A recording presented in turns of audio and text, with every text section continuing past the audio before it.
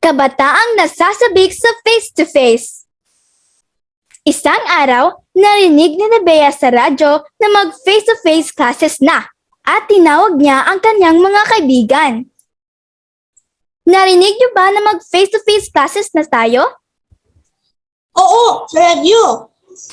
Sabi niya magsisimula sa fourth quarter.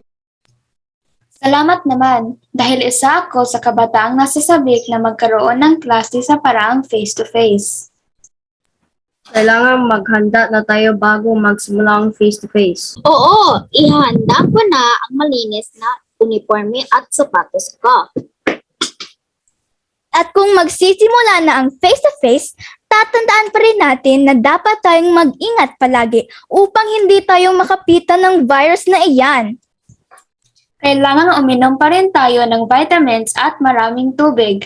At sisiguruhin din natin na maghugas ng kamay bago natin hawakan ang ating mukha.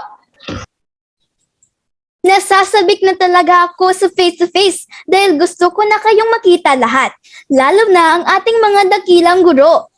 Ako rin! Nasasabik na talaga ako para sa face-to-face classes! O sige na, paalam na muna sa inyong lahat at nang masabihan ko si nanay tungkol dito. At dyan nagtatapos ang kwento ng kabataang nasasabik sa face-to-face classes. Maraming salamat po!